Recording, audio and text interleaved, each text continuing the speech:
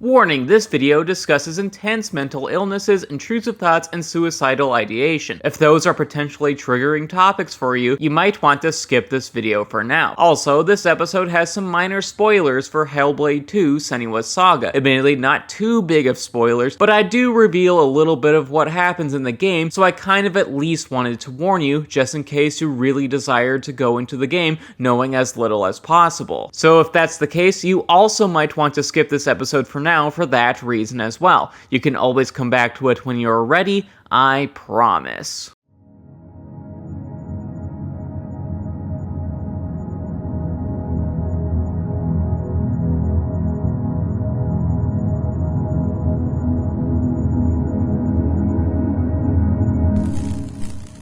Living with severe mental illnesses is like living life on hard mode, and to be clear, I'm speaking from personal experience, given that I deal with bipolar depression and a severe type of obsessive-compulsive disorder. Sure, those said illnesses contribute to the mental makeup of who I am as a person, which is to say, a very unique individual. But that doesn't change the fact that my brain is a royal pain in my minuscule deflated ass. Like it never shuts the f*** up and is always on its bullshit, to the point that I want it to abandon me, like how the last 10% of the most recent Alien movie abandoned the pretense of being good. Oh, don't you worry, we'll be talking about that nonsense very soon. In other words, trying to be a functioning member of society is just difficult when dealing with major mental health problems. And Hellblade II: Senua's Saga understands this to its very core. This ninja theory, action-adventure, fantasy, psychological thriller with a Norse setting, all taking place during ancient history, wow, that's a mouthful, that is a direct sequel to the beloved Hellblade: Senua's Sacrifice, is a very good game with beautiful and haunting visuals, engaging action gameplay, and thoughtful puzzles. Yet Hellblade 2's strongest attribute is in its lead character, Senua. See, Senua goes on an adventure where she travels to Iceland in order to free her people that were captured by slavers. Once there, she learns that beyond the slavers, the land is in conflict with a variety of giants terrorizing the denizens of that said land, some of which are not complicit in the crime of slavery. Additionally, the war against the giants is linked to people like hers being taken as slaves in some capacity. Though I won't say how due to spoiler reasons for those who have not played the game. Because despite what my sleep paralysis demon says, I'm not a monster. Or at least not that kind of monster. Also, it's worth noting that my sleep paralysis demon is very embarrassed to be associated with me. Which is fair, because I'm also very embarrassed to be associated with me. We have common ground there. But anyway, the point. Senua goes on a grand adventure, and one filled with potential friends, enemies, and perils that she must meet and or confront in order to survive this fantastical Norse escapade. She essentially goes on a great journey. No relation. This is all an emotionally tumultuous mission for Senua, and that's even before we get to the fact that she has mental health struggles. As established in the first Hellblade, and continuing on into the second Hellblade, Senua has psychosis. She often experiences auditory and visual hallucinations where she can hear voices in her head and see people in places that are not actually there, meaning that on top of the fact that Senua embarks on an epic journey full of physical peril, she also has to handle major mental health hurdles as well. And I relate to that, mostly because living even without mental health issues is a monumental task. Like, you know, going to work, paying your bills so that you can have necessities, taking good care of yourself and practicing good hygiene, or just being a good friend, sibling, child, parent, other type of relative or citizen takes a lot of work. If anything, being alive takes a lot of effort. But when you add mental illnesses to the equation, especially severe mental illnesses, that makes the act of living even more difficult. And Hellblade II: Senua's Saga really embodies that through its lead character. In fact, while going about her altruistic mission or just trying to interact with people in the game, she also has to simultaneously deal with the various voices in her head and breaks with reality. She has to contend with a lot of bullshit in her brain that no one else can see or hear, yet still has to function as a person with her own goals and agency in the real physical world, especially because, as stated earlier, she is on an epic quest, meaning that going on her mission all while dealing with that mental health nonsense is a really impressive feat. And that's really understandable to me. While sure, I deal with bipolar depression and OCD, whereas Senua has to handle psychosis, my version of OCD has some overlaps with psychosis, and my style of bipolar disorder also makes the act of living very arduous. After all, I can't control the intrusive thoughts that enter my own f***ing brain. The ones that, at best, make me think about stuff that's really insignificant, like a plot hole in a movie or a video game. Or at the very worst, I see visuals of me harming my family and friends, something that I really don't want to do, obviously, but cannot stop thinking about because those thoughts make me feel morally impure and unclean. Additionally, my bipolar depression makes matters worse because I generally have suicidal thoughts and ideation on most days, and I have to handle this intense pain, trauma, and such to the point that my head feels very heavy at times and has this pressure to where I just want to pull the evil out of my head. There's just a lot going on in this space, and much of it is not very good. A lot of scary activity that makes the act of going to work, being sociable, or trying to be a regular f***ing person who isn't being controlled by their disabilities really damn hard. Like, sometimes it's so difficult to just be a functioning human being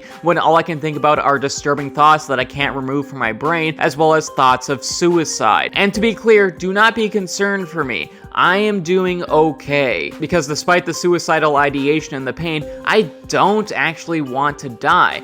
I'm on medication that has really helped me. The severity of the intrusive thoughts has overall lessened due to those said medications. I recognize that the intrusive thoughts are just thoughts and not actual desires on my part, and I've been able to manage my symptoms and illnesses much better than I once did. Like, I can actually hold down a part-time job, socialize with others, and have a certain personal sense of confidence that was just absent before. Hell, even just 4 years ago. Honestly, this is the best that I've felt in a very long time. But still, even with that said, I won't deny that it can be really f***ing hard to just be, well, a person, and it takes a lot of work and effort on my part, especially on my bad days where I really force myself to contribute to society in some way. It just takes a certain strength and courage. And that's what makes Senua's journey in Hellblade 2 so relatable to me. After all, she goes on an impossible mission to free her people, strikes unlikely alliances, and fights giants that many believe to be unkillable. And she has to accomplish those feats all while the voices in her head engage in negative self-talk and shows her visual hallucinations of the avant-garde kind. The "oh shit, am I seeing this right now?" kind. Senua perseveres despite her troubled mind. Furthermore, Senua has sympathy for those going through personal torment. In fact, when Senua learns that the giants are going through their own mental health hell, Senua empathizes with their internal torment, because even when no one else cares to understand what the giants are experiencing, Senua relates to them and sees their humanity, mostly because she knows all too well what it looks like to be in a bad mental state. You know, when someone feels like Nebraska, Senua just gets it. This sense of compassion parallels what mentally ill people feel about the nature of mental illnesses in our reality, mostly because, like Senua, those of us with a better handle on our mental illnesses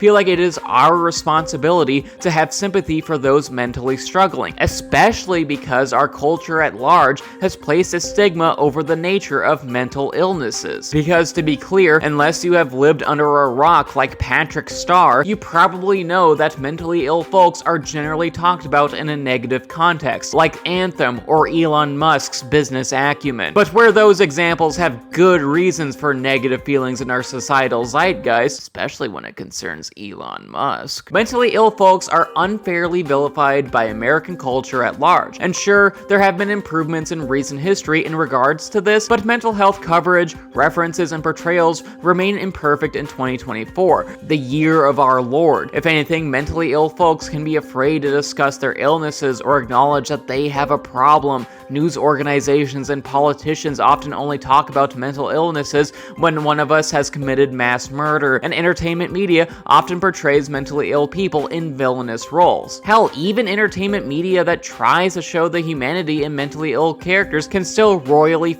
up its thematic storytelling in epic fail fashion. See Gen V. Because god damn it, that was so close to being a great show with awesome portrayals of mentally ill characters. So f***ing close. Sorry, I'm still not over that. It's the closest I will ever know what it's like to be disappointed in one of my children. Yet Hellblade 2 handles its mentally ill characters with the utmost care, most notably in the humanizing portrayal of its psychosis-afflicted lead character Senua, but also, just as importantly, Senua feeling sympathy and understanding with the giants who are mentally and emotionally struggling, even when non-mentally tormented folks in the game don't have that same sympathy for them. Senua just overall tries to utilize her sense of empathy in order to help the giants. And that's prevalent to how many of us who have mental illnesses try to support others who are emotionally in the mental health shitter. We try to use our own history and past experiences with our various illnesses in order to help others who are similarly struggling.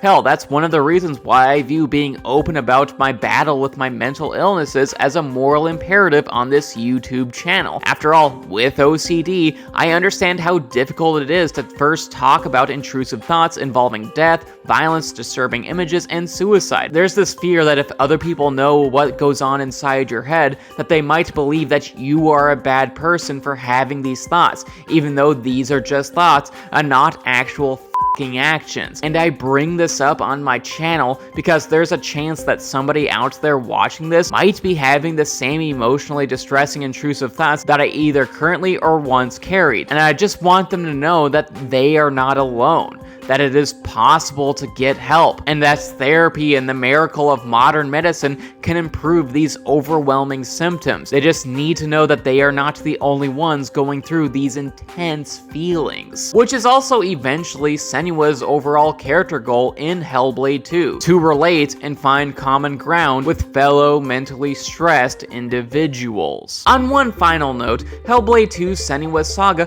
places a heavy emphasis on the idea that mentally ill folks have a very unique and valid perspective on life itself. Throughout the game, Senua's affliction allows her to commune and interact with supernatural elements, locations, and entities, meaning that she has a valuable insight and out-of-the-box thinking in regards to her approach with various problems, conflicts, and such, the type that neurotypical people often don't have. And while sure this portrayal could be an endorsement of the idea that mental illness can be a superpower, which to be clear, it absolutely is not, I do believe that Senua is more of a case where mentally ill folks can have alternative viewpoints and different perspectives on various topics and issues than compared to neurotypical folks, with those said alternative perspectives being of extraordinary value, that we the mentally ill can see and understand concepts and ideas in a way that those earlier mentioned neurotypical folks cannot. And as a character, Senua reflects that her experiences dealing with her own mental health struggles allows her to relate to other people struggling even when other folks can't. Due to her illness, Senua just has an invaluable point of view, overall proving that Hellblade II Senua's Saga sympathizes with the mentally ill.